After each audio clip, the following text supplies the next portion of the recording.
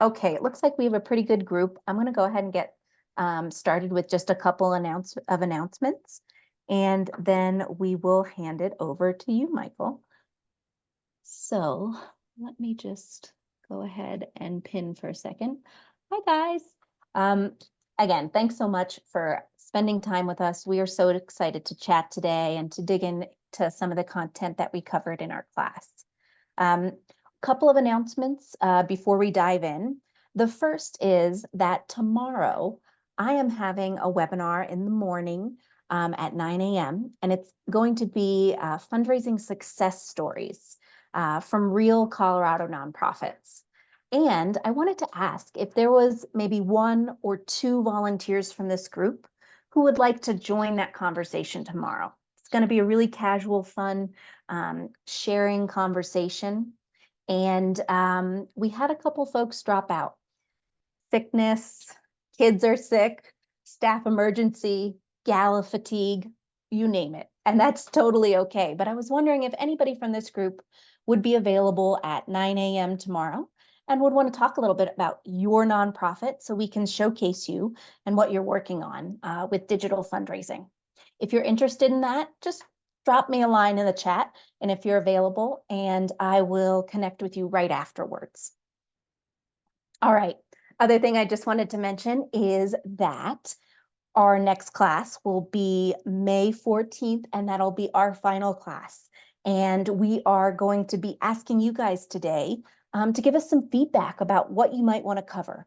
So I'll let Michael prompt you further, but just wanted to get the wheels turning about what topics and what areas you want to spend the most time on to wrap up this wonderful year that it's been. We are going to be preparing and sending a survey to you folks before the end of the year and before the wrap up. And we would appreciate if everybody, of course, lets us know your end feelings for year one and maybe even your excitement for year two. And last announcement, we will be announcing who is participating in year two of Level Up around the 30th of April. And so look for that in your inboxes. For you guys, because you participated in year one, you're going to be able to participate in year two. So we're so excited to preemptively welcome you. All right. With that, I'm going to turn it over to Michael. If there's any questions, you know, you can email me directly or set up a call, and I'm happy to chat. Thanks. And let me go ahead and hand it over to Michael. Thank you so much, Jordan, and welcome everybody. So nice to be with you again today. We have a 60-minute program today, which is one of our learning labs. So this is our active conversation and sharing. We're going to follow up on many of the themes that we covered the last time that we met. We're going to chat about audience segmentation, donor retention, cultivating higher level donors, and cultivating business partners. So some really you know, just important and critical topics in the area of developing fundraising strategy for growth. And I am just looking in the chat room, saying hello, and to folks. It's nice to see posts from Abby and Mo and Kathy talking about what they're up to, coming back from Port Angeles. Someone's launching, Mo, you're launching your first online merch sales. Gosh, how exciting is that? That must be pretty fun. We have a few minutes at the end. Maybe I'll bring you on air and ask you to talk about that. That sounds pretty awesome. And then Kathy Holland is informing us that tomorrow is Colorado Denim Day. I'm trying to imagine what that means exactly. If we can give her a little bit of time just to chat about that at some point, I would love just for her to chat about what, because it's such a cool movement, and she's translated it into digital fundraising. So that might be cool as well. Okay, I'm loving that. So if other folks want to take a few minutes to put a quick post in the chat room, that'll be great. As Jordan mentioned just a couple of minutes ago, our final gathering during this course will be on Tuesday, May 14. So that'll be one of our live classes, which is 90 minutes long. And for this class, we're going to ask folks or invite you to design the class. So in other words, tell us topics you would like us to cover. Maybe you have a specific question related to your organization that you'd like us to tackle. So I will invite you to post in the Zoom chat over the next 55 minutes. If some of you join me on air, I might quickly put you on the spot and ask you if you have a suggestion, or if there's other ways that we interact with you, we'll try to put this class together. Just want to give you a chance. Maybe you've got some burning question that's either directly or indirectly related to fundraising. It could be about your digital platform. It could be related to some kind of just marketing challenge you have, or something related to your data. It can really be anything. But we just wanted to see if there was something, the last goodies we could squeeze out of you during that last session. Great. The usual housekeeping, and of course these links will appear for you when you get a copy of the deck. Great. Great, I'm just taking a look at these notes over here. Great. So why don't we dig into the first topic in this area, which is picking up from our last conversation, which is around audience segmentation. And we just wanted to put up these two slides that we had used last time, and just a refresher in our minds about the different ways that we're talking about how you can segment your different audiences for cultivation and fundraising based on how these individuals kind of came into your orbit. And this is an interesting part of like the hybrid nature of fundraising. It's half of it is fundraising, half of it is marketing, a lot of it is event related. Just this porous membrane that exists between those three types of activity. So you may be doing events in the community. Maybe you're showing up at farmers markets. You have people that come to your facilities, that come and engage with you. You may have people that have been previous donors with you. Maybe they're giving to a specific fund that you're organizing. There may be some geographic or locational things. Maybe you move around the state and engage with people in different cities or in different counties. And then maybe, as often you engage with certain types of volunteers. Maybe folks pitched in at a fundraiser and gave $5. So all of these different ways in which you encounter people is really the heart and soul of segmentation. And we talked last time about just encouraging you to develop this discipline around kind of data management. So this quickly turns into a data management exercise, which is, in your database or in your Excel spreadsheets or in your online digital systems, can you create some tracking codes, some tags, or whatever your system calls them, so that you can basically keep track of them into different sub-segments. And I know from my conversation last time and talking to some of you in person, that this is something that you're all, just constantly working on, constantly evolving.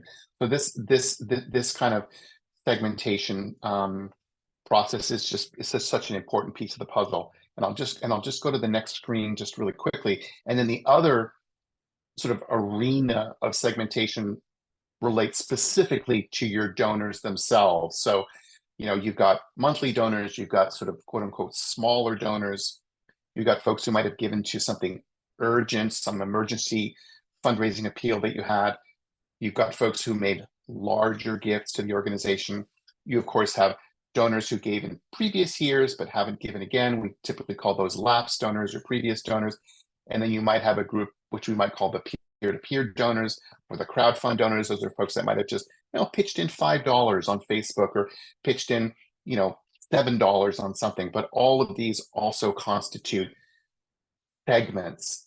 And again, the discipline that you put into tracking these people, so that these individuals, so that you can message them again, is really such an important discipline in managing your fundraising program well.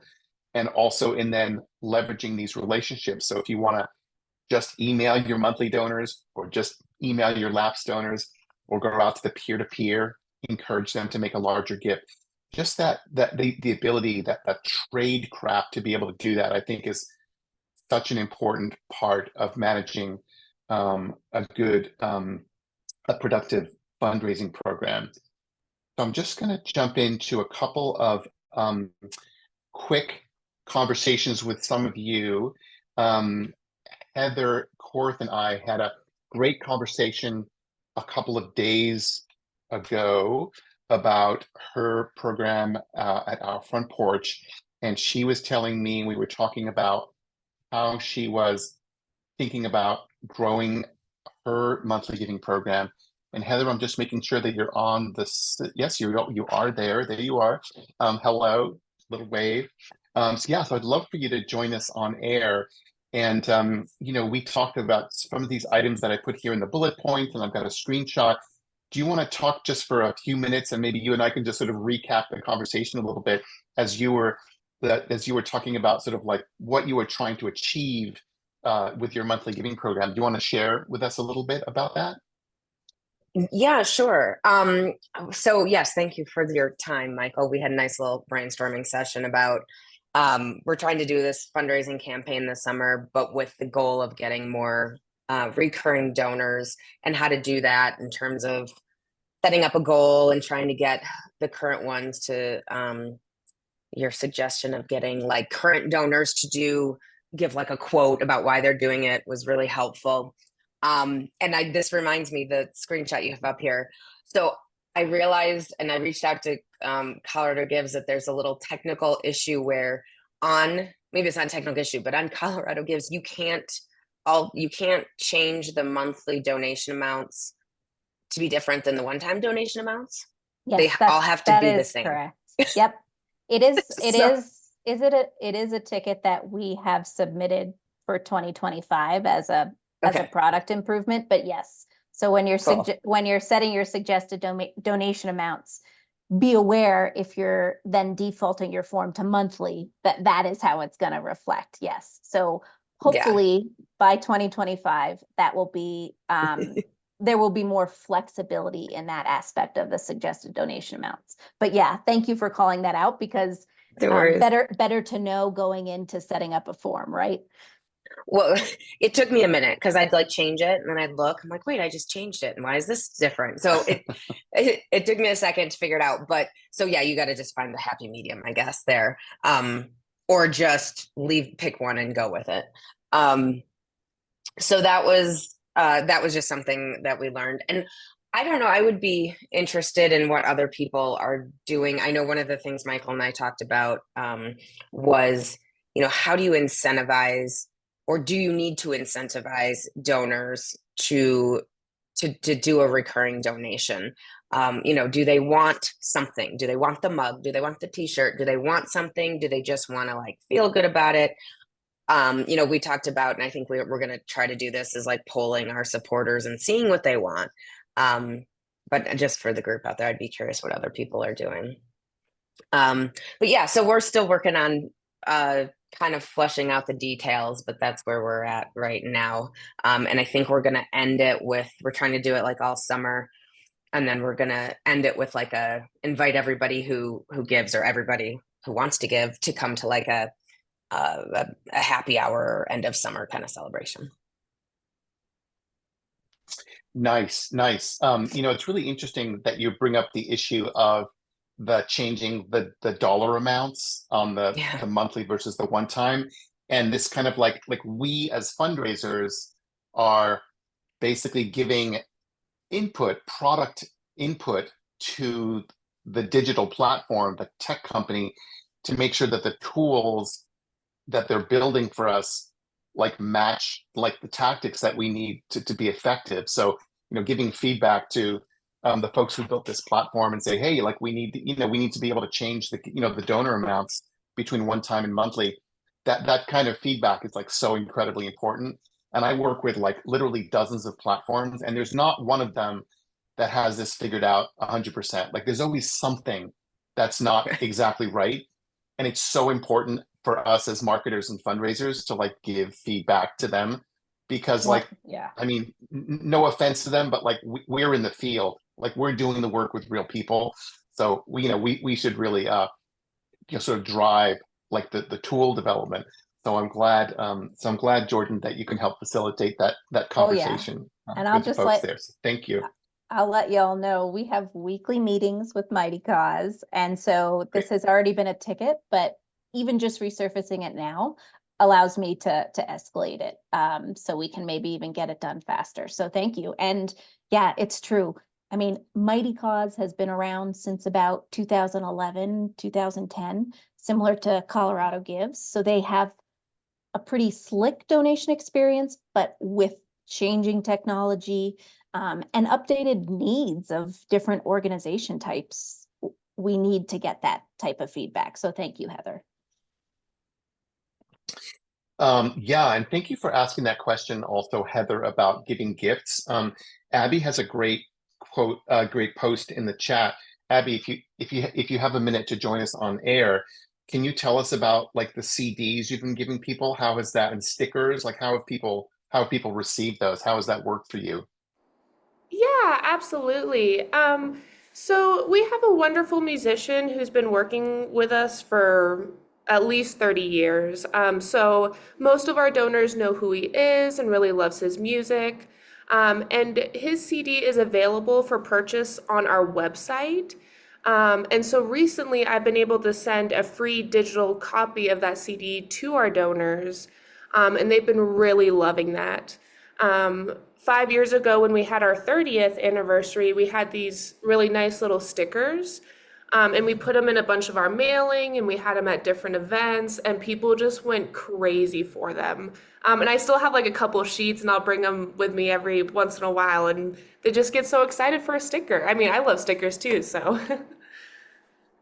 That's great. I remember when Heather and I were talking about this, she was like, "Oh, we don't want to have to like give gifts all the time, every single time we do some kind of a campaign." And I think my response to you was like, "Well, yeah, you probably don't want to do it all the time, but you want to sort of save it for a special occasion or maybe once a year so that it becomes like the exception, but not the rule." Because yeah, I mean, to do a donor gift, it is actually expensive and time consuming, depending on whether it's like a physical thing that you might have to ship. It looks like, stickers are, thin and easy to ship, or if it's, of course, a digital, something you can deliver digitally, as Abby was alluding to, like that can be an easy thing to do, but still you have to like build it and make sure it's all, set up correctly. But that's really interesting. There's a great question from Athena with the Jefferson Symphony in the chat about, whether to make monthly giving like a default all the time, or go back to one-time donations all the time. I think that's a really good one, Athena. I do see people go back and forth between what they want to make the default. But I'll be honest with you, like I see more and more organizations make monthly the default, because I think that from the fundraising strategy perspective, like a monthly donor tends to be a higher value donor than a one-time donor, right? Monthly donors tend to stay on the file longer. They tend to upgrade at higher giving levels. They tend to give more over their lifetime of being a donor. So there's nothing, there's nothing wrong at all, I think, with keeping the monthly donation as your annual default. And I think the other thing to think about, and I know, Heather, you and I chatted about this as well, and this is that first bullet point, just really important to try to articulate what we would call like the value proposition of like why becoming a monthly donor is important to your organization. Like take a few minutes with your team to sort of figure out how you want to articulate that to your prospective donors. Like just try to put the argument down and explain. I think that's a really maybe you do work year round, or it helps us with our budget to have more consistent funding, or or just like we just appreciate the longer term relationship we have with our supporters in that way. Just find the way to kind of talk about that. And let me actually move through another couple of slides here, because there were a couple of other examples that I found when I was looking at your websites. I was on the Colorado Coalition Against Sexual Assault site. I mean, this is their main page, and they have just a really, they talk sort of right away. They feature like making a monthly gift like right at the top of their giving page, which I thought was really nice. So they're, again, they're defaulting to that and asking people to make that support. Here was another one from the Colorado Alliance for Environmental Education. And I don't know, sorry, I can't see everyone's names. So I'm not sure if Katie's on the call today, but this was a great example. Like they have their monthly donor program is called Change Makers. And so I just, you can see down here at the bottom, they have a couple of sentences where they talk about, just why that program is important and in inviting people to come in and be a part of it. Katie, are you on the call today? Do you want to just talk on air for a second? Okay, I wasn't sure if she was here. It looks like she's not. My apologies. Here's another one from inside the orchestra. There's this called the Harmony Circle, which I thought was really nice. And as you can see down here in this little description, they've come up with a sentence that kind of describes, the value of becoming a monthly donor, which I thought was really strong. And then there was another one over here from the Jefferson Center for Mental Health. Here's another one, Partners in Hope is the name of their program. And again, they've written, again, this really nice statement about why becoming a monthly donor is valuable for you, the donor, for us, the organization. So I thought that was really nice too. Julie, I think I saw your name floating around. Do you want to join us on air for a second just to explain like why you set that up and how people have responded to it? Sure. Yeah, I'm happy to.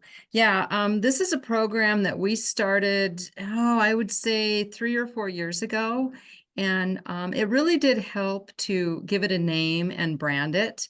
And then when people do join as a monthly donor, we have a tote bag that we give them, like one of the grocery tote bags, which are really well received, especially nowadays because we can't do plastic bags at the grocery store anymore.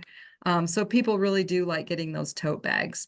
I will say that we have our default set to the monthly giving. But right now we are we've got a special campaign going. We're opening a new apartment building that will house people that are coming in out of homelessness. So we've got a special campaign going with that. And we've got it as a page on our Colorado Gives website. So because of that, for now, we did go back to the one-time gift. And then once that campaign is done, we'll go back to monthly giving. So that's, yeah. And I know Jordan had mentioned that you had a ticket for next year to upgrade Yes. that. Yes. So yeah, that would really be helpful. Yeah, because when we know. have these special campaigns going, yeah, it doesn't really work to have it as a monthly donation. Totally agree. Yeah. So yeah, thank you guys. I mean, this is why I just love working with y'all and working so closely with y'all throughout this year. Julie, I wanted to ask, for your special campaign happening right now, do you have that set up on a fundraiser page? We do, yes. Okay. And just wanted to let you know that you have access to a widget that's unique to your fundraiser page. So if you wanted to embed that free donation widget, which I know you're using generally on the site, you could set one up specific for that fundraiser so that funds through your website flow to that fundraiser page if you haven't already. Okay, so yeah, I'll have to take a look and see how we've set that up. Yeah. Yeah. Happy to chat about it more, but Okay. love that you're doing such a special campaign and Yes. would love to hear the results. Sure. Yeah. Julie, before you go off air, I'm just going to take a moment before we transition to the next section. When we think about the last class on May 14, is there anything that would interest you in covering during our last class? Do you want to just think about that? Just Sure. Yeah. And I off think, the cuff? yeah, for me personally, this may be a little selfish, but I would really like to talk more about engaging business partners and corporate donors, because that's something that we're focusing on right now. So yeah, so a little bit more in depth about that would be great. That's awesome. And we are going to talk about that also a little bit today. So Right. that's I great. saw that. Yeah. Terrific, terrific. Abby, you joined us a couple minutes ago. Can I ask you the same question? Is there anything that would interest you on May 14 for us to cover during our very last class? And if you can't think of anything off the cuff, that's totally fine. Yeah, no, I definitely second the, business partners, corporate partners. I'd love to engage them more. And I'm really curious about the world of analytics right now and how to use them more to my advantage. Oh, I love that. And I know that for year 2, we do dig a little bit deeper into, some of the analytics behind the data, not just what you're tracking, but what does it actually mean for you and what actions can you take? But Michael, if there's a way that we could, shine a little bit of a light on that, I think that would be a cool topic. That is an awesome topic. That is great. And then Heather, since you were just here with us a moment ago, anything from you on May 14 that might spark your interest? Yeah, I actually can't make that one, but my Okay. coworker Maris will be there for it. But Yep. I do second what everybody else said, and that just reminded me. I know one of the things that we talked about was just knowing that the national average monthly donation is like $24. So even just like statistics like that, I mean, that was specific to what I'm working on, of course, but I found that to be interesting just because I don't have that data because I don't have enough people, so that bigger stuff like that's Yeah. interesting too. No, that's cool. And then I'll mention on the subject of analytics, and then we'll go on to donor retention and keep moving forward. On April the 24th, which I believe is tomorrow, the M&R Consulting Group publishes its annual benchmarks, which is this really fascinating free document that they release every year. Maybe I'll make sure to mention that and make it available for free to everybody. I use it every year to do benchmarking, like what should be, your average gift level and what's the average across nonprofits for certain types of activities, like how many emails should you be capturing through your website every year, like things that are just really useful to help you do benchmarking. That came to mind. So I think I'll add that to the list for March 14. These are incredibly helpful suggestions. Thank you, Heather. I'm seeing something from Juliana. Let me just keep going. We're going to come back to that in a minute. So that sounds great. So let's take a few minutes into this topic of donor retention. Last time when we spoke together, I just want to quickly recap a couple of these themes, and really what we were trying to do during that conversation was just to really lean into the importance of retaining donors, just in terms of the value of building a successful fundraising program. Like retaining donors is really the most efficient. It's the best growth oriented strategy, and it's really a place where the more you can retain donors, the more success you can have over time. So we highlighted just a couple of these themes that I think help us to succeed in donor retention. So one is sort of like thinking year round about really reinforcing the kinds of community success that you're having with the help of your donors.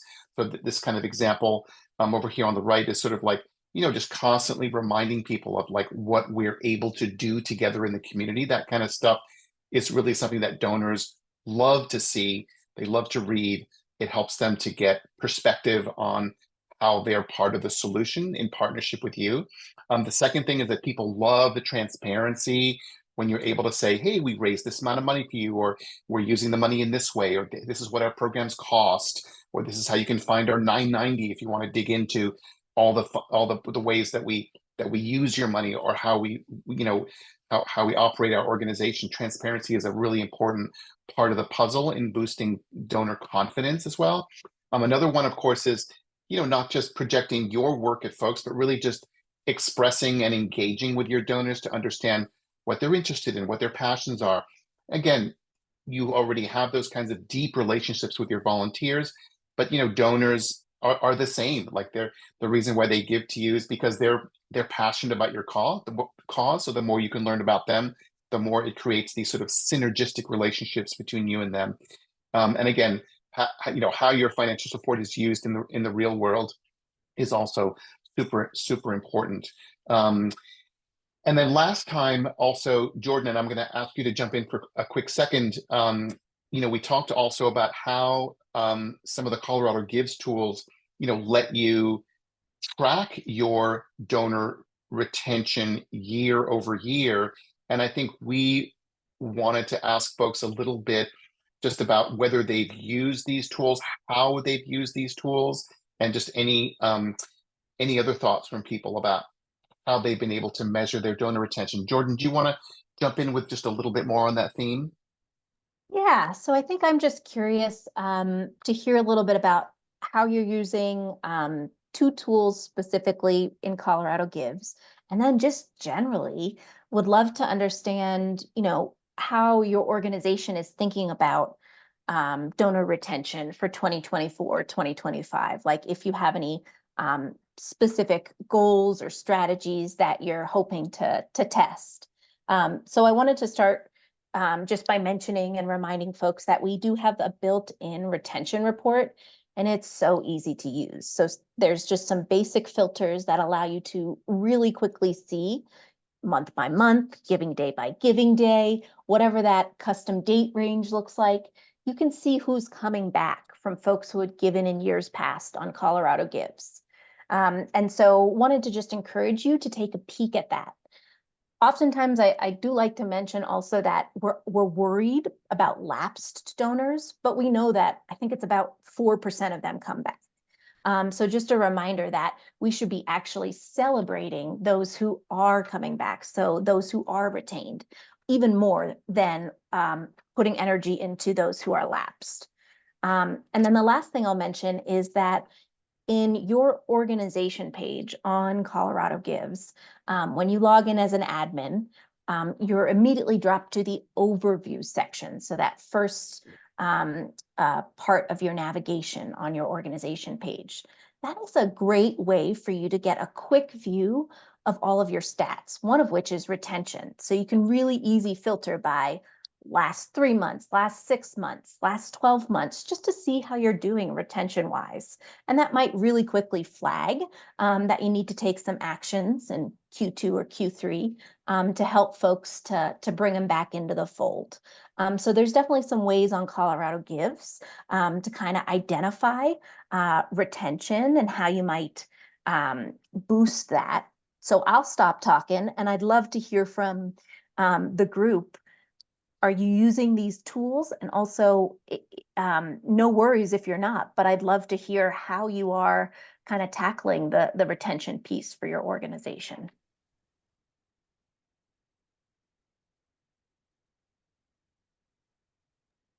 Any volunteers? Or is everybody still at the, I want to make sure I meet my numbers for this next campaign, and that's okay too. What I have noticed is that we have some donors that just stick with us for the past 2 to 3 years. But what has been hard for me is to build up new donors that just keep donating every month or every year, So that's what has been hard, to build up new current donors. So you have a really Again, dedicated base of donors that do Yes, keep coming back, either setting up recurring gifts or donating every year, but you're having trouble with welcoming new donors or attaining new donors. correct. Yeah, my immediate, of course, digital fundraising thought with that is, how can we engage your current donor base to help you expand your donor pool? So how do we ask those dedicated volunteers, teachers, people within your network that give or support you every year? How can we ask them to, instead of giving, create a fundraiser page and share that with their friends and family? Because that will immediately bring in new donors that are connected to someone who supports you already. So just an idea for how you can use your current list of donors to maybe activate some of them to help you get more new interested donors in the door. Michael, I know you had something, some thoughts on that too. I'd love to hear it. No, absolutely. I think Javier's point is really well taken, and Jordan, I think you're absolutely on point as well. I mean, I think your current donor community is often in the best position to really, to advocate basically for, for the programs and mission of your organization. When you do events, when you do, a community event or of any kind, I think, activating your donors, your volunteers to help attract other people. I mean, that's why these so-called peer-to-peer or crowdfund campaigns can be just so valuable, because it brings new supporters in the door. And sometimes those supporters, they come in at like maybe, hey, I'll chip in $5 because my friend asked me or my coworker asked me to do it. And they're my friends, so I just want to be supportive. And those $5 kind of gifts that you get from people on those, those peer-to-peer crowdfund campaigns, they're just so important because they're sort of like people who come in at the ground level, and who can be, developed over time to increase their giving. But there's really something really powerful about the social effect of one donor asking other people in their network, in their orbit, to sort of come and help. Let's all help out to make this cause successful. So that kind of social effect is really strong. But I think Javier, you definitely put your finger like sort of on the core issue, which is like, yes, like retaining donors, is a key thing, but it also has to be balanced with, you have to be constantly doing marketing and outreach and events and trying to find ways to bring people in. And it has to be a very active effort year round, so that you're, and I feel like, we've covered this over the last, year, even before I was involved in the program, in the curriculum. Marketing is, it's like the flip side of fundraising and development, and the two have to work sort of hand in hand together. So I think that's what I'd kind of add there. Any other, there's Abby, I'm just reading your comment. Do you want to join us on the air for just a second, just to talk about that issue that you just posted here? I think it's just really, people might find it really interesting. Yeah, definitely. At the beginning of the year, when we were looking at all our finances, we really realized we have a small group of big donors, which is awesome, and they have been very loyal to us. We have slowly been gaining monthly donors, which is great. Like, I don't know if this is quite accurate, but maybe one or two every few months. But I have been seeing an upswing on that. And I think because of just tax season, we had, I think, 4 people who upped their monthly donation. Like one person upped it from $20 to $100 a month, which is awesome. So I've been seeing that as well. That's so funny that you should mention tax season, Abby. I mean, that is definitely a strategy that I see plenty of nonprofits take advantage of. I mean, for folks that, file their taxes and, folks expect to get refunds and things like that, refunds arrive, somewhere March, April, May. And so that can be a time, just to remind people like, hey, invest your refund with a charitable organization that's, working to, whatever issue you're working on, and just to remind people, that, that their refund can, can play a role in the community, and reminding people about that. So that's a really good time. Yeah, that's great. Thank you for that. I'm just, let me see. Let me ask you just quickly, Javier, while we still have you nearby, is there anything, Javier, that you might be interested in for May 14 that would particularly interest you in the work that you and your colleagues are doing in our last class?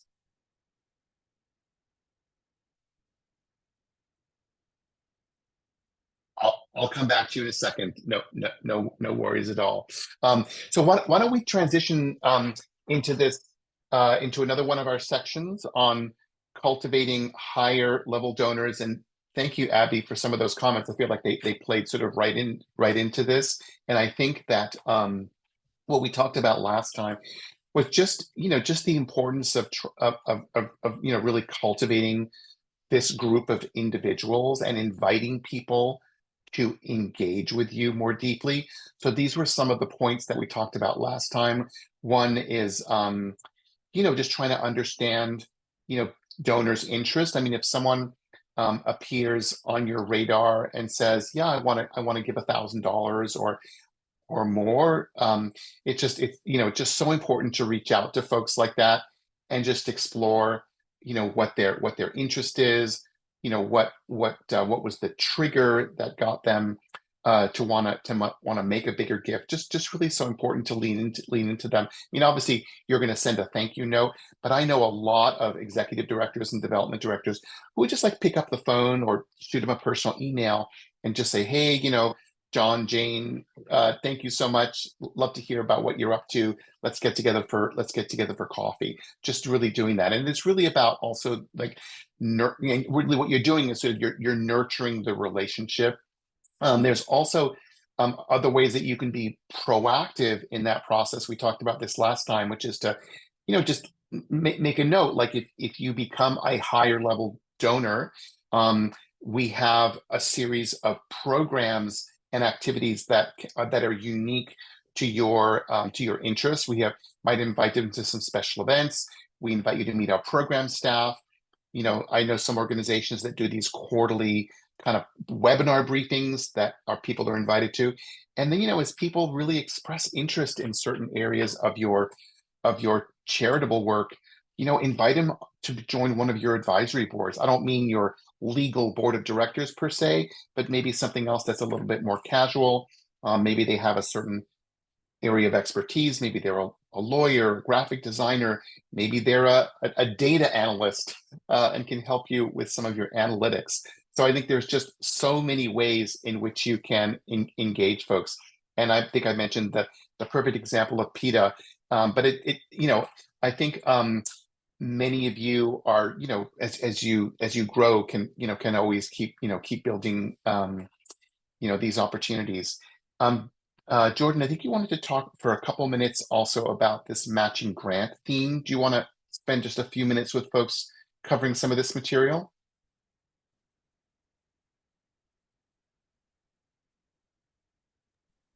Sorry, I was on mute and also typing in the chat. I love everybody's chat engagement. Okay, yeah, so I wanted to just briefly talk about higher level donors, major donors, whatever you like to call them. And the idea that these folks are definitely kind of the top target audience to be matching grantors. And so what does that even mean? And so we know with digital fundraising campaigns that matching grants inserted into your communications and as a visual on your fundraising page or website page really encourages action and it boosts donor satisfaction. And so it's one of the most powerful incentives you can use to get folks' attention and for them to act, aka donate to your campaign. So just wanted to first share a couple of stats that you may have seen before, but continue to stagger me as far as how effective communicating matching grants can be. So we know that 84% of donors are more likely to give if they have a gift that's matched. About 71% of donors respond to fundraiser appeals where matching is mentioned. And then 51% increase in donations from donors where a match is offered. So some pretty powerful numbers. And I think sometimes when people think matching grant, they think, oh my gosh, where am I going to get 10 or 20K? No, a matching grant can be $500, $1,000. It doesn't have to be a big match in order to be impactful and to get folks excited and remind them why they should give to your organization. I have a screenshot here of what a matching grant looks like on your Colorado Gives organization page. And just a reminder that matching grants, of course, can come from major donors.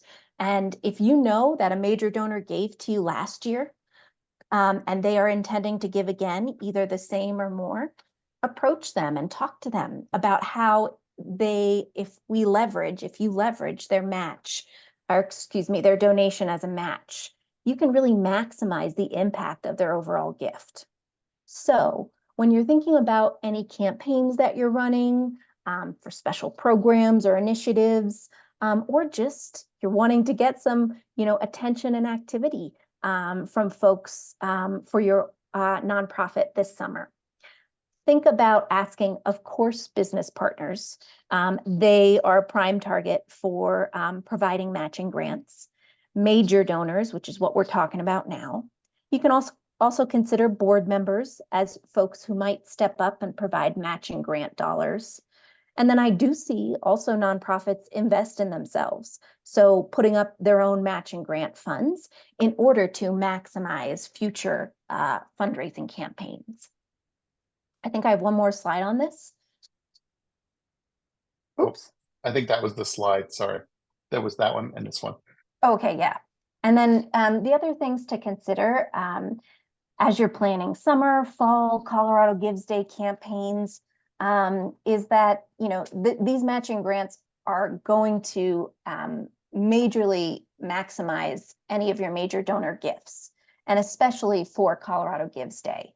So if you can obtain a matching gift or several matching gifts, for campaigns that you're planning, it can be highly effective in generating more donations. As I mentioned before, it can be any amount of match. I think sometimes people think, oh gosh, I have to approach Coca-Cola for a $500,000 match. No, it can be really relative to your goal, or really just something that you insert during your month-long campaign to excite folks and get people reinvested in the messaging that you're sending them. When you build matching grants into as many as campaigns as possible, we know that they work and your donors will respond and feel more satisfied with the asks that you're providing them. And then the last thing I'll mention about matching grants here, if you're considering them as a strategy, is that if you're setting up a match on Colorado Gives, this is a big question we get. Does it have to be fulfilled online? So if Coca-Cola writes me a check, once that match is fulfilled on my campaign page, do I have to actually put it in as a credit card transaction? And the answer is no. You have the ability, if a corporation wants to pay through coloradogives.org, that they can fulfill that match. But we know that typically matching dollars come from a check or are funds that you've already received. So I just wanted to call that out as you guys are considering what a match might do for some of your future campaigns. All right. Jordan, that's great. I'm going to ask you, actually, since you're on a roll here, if you want to continue and chat a little bit about some of these cultivating business partners, since I know you had started us on this theme last time. And thinking about the fact that there's a big interest in doing some more of this on May 14. So why don't you keep chatting for a little bit about some of this? Yeah, so gosh, there are so many different ways to cultivate business partners. And this past summer, Colorado Gives Foundation actually did a study on over 100 businesses in our surrounding area and really just surveyed them and also interviewed them over the phone to kind of understand, where do you land philanthropically and what are you doing now? What are your plans for the future? How do you like to be identified as a philanthropic organization?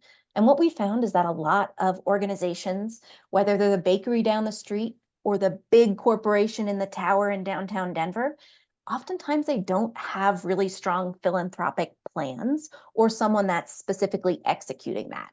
And so that's where nonprofits can come to the table and ask corporations not only to cut them a check for maybe a matching grant, but maybe there are other ways that they can help impact your campaign, sharing your messaging with their audience, and also creating something like an employee giving page on Colorado Gives, which can highlight your organization as well as the business branding and their philanthropic message in just a couple of clicks. And so we'll talk about that more on some other slides, but just wanted to mention that there's a lot of different ways that you can create some asks for businesses outside of that standard, can you cut me a check for Q2? So I think I covered everything on this slide. Yeah, so ask businesses to coordinate communications. I had said that. I know you put this slide together, Michael. Would you like to talk specifically about some of these business partners?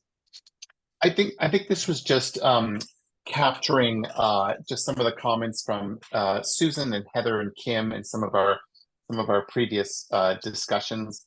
I know we're kind of close to time, but it also reflects the fact that many of you are actively involved in these relationships with companies and businesses and corporations, and it's just fascinating to see how each one of you is doing some of this. So just thanking each of you for sharing this with us. It's just so great to see what people are doing in kind of that real world. And there's a few more slides here for you, Jordan. Yeah, well, and I love that.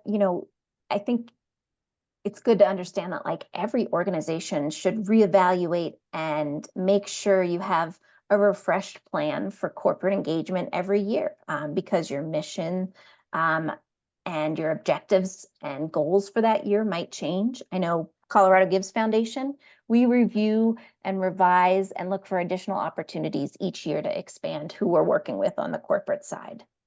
All right, so wanted to also just remind folks, when we are talking about employee giving, workplace giving, we are talking about free pages that you can set up on Colorado Gives. We have resources as well as how-to videos. We also have a specific contact at the foundation that can help or create these pages on behalf of the organization. And so what we want to do is help you by supporting any of the organizations that you'd like to fundraise on your behalf. And so the idea is they're creating these very simple but very well-branded pages that they can share with their employees and encourage them to give to your nonprofit, if they're just highlighting your nonprofit, or maybe to several nonprofits that are within their scope of who they want to give back to as a corporation. The great thing is you're able to leverage without much effort from the business, their network, expose yourself to their employees, and ideally get new donors in. And so that is available in the Ways to Give section on Colorado Gives. So I suggest you guys check it out, and I'll drop the link as well. I think there's one more slide here. I don't know if we have time for this today, but it's here. It's in the link.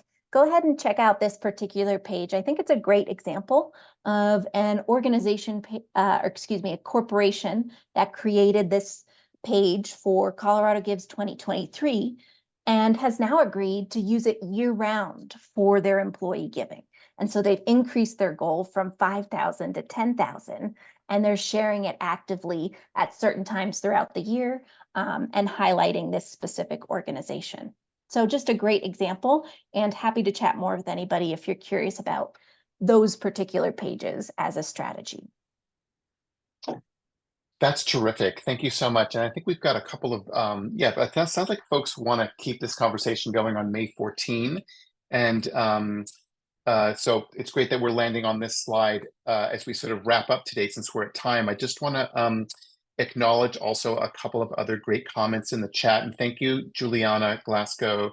You had a suggestion for talking about influencers for fundraising, which is a really unique type of a relationship with a person who's, famous in the community or famous online, who might be able to help provide some visibility for you. And you have this great anecdote here about a corporate sponsor who, wants something really in return for that relationship. And it's so funny that you talk about that. This whole thing, there's so much of this kind of quid pro quo concept, like, well, I'll help you as a nonprofit if you help me as a business. Like there's a little bit of that happens. I think this came up a couple of months ago when we were talking earlier. And I think, it does sometimes pose some ethical issues, I think, for nonprofits. Like, should it be a two-way? So, do you want to really promote this car dealership? Maybe you don't. It's not really a good fit for you. So I think that's something that I think each organization has to sort of decide for themselves. But it is interesting that you sometimes get that kind of request coming from corporate sponsors. Okay, so as we're wrapping up today, just a reminder that May 14 is our final live class. So we've gotten some great topics for May 14. We're maybe looking to a little bit more thinking about how to talk about business partners and corporate donors. We've had some folks who want to talk about recruiting board members. That seems to be a popular topic. What a great topic that is. Goodness me, we could do hours on that topic alone. Managing fundraising boards, etc. We've also got world of talking about analytics. So I think that could be also a great topic. And I'll be sure to bring the M&R benchmarks to the live class and get that shared out with everybody. In fact, maybe I'll ask Jordan if maybe we can, because they're going to be released tomorrow. So maybe when we send out the reminder for May 14, we can send people the link to that, and folks can get a hold of that, because it's really just such a fascinating resource. And like I said, I use it all the time as a reference. Okay, great. Yeah, we can definitely do that. And I'll just remind you folks, we will definitely talk about board recruitment and maybe a little bit about activation for different digital fundraising. I love that topic. Catch a Fire, which y'all have access to, does have some board strategy projects, so templates that you can submit specific around how to recruit board members and so on. And then I don't quote me officially on this, but I do believe this summer we are refreshing our Catch a Fire membership for you guys. And I believe there's going to be a board recruitment tool available. So more on that later as I gather more information to share with you, but just some things that hopefully get you excited for engaging with Catch a Fire and Level Up in the future. All right. Great. And we've reached the end of our time. Just a reminder that I'm still available for consultations, and thanks for some of you who have reached out to me. We're getting those scheduled. And I think, Jordan, we agreed that I would be available through the end of June, right? Did I say that correctly? Yes, that's I think correct. so. Okay, got it. Okay, that's good. And with that, we will wish you all a great rest of the week, and we'll see you again on May 14. Bye-bye. Have a great day, everybody. Thanks, everybody. Okay, bye-bye.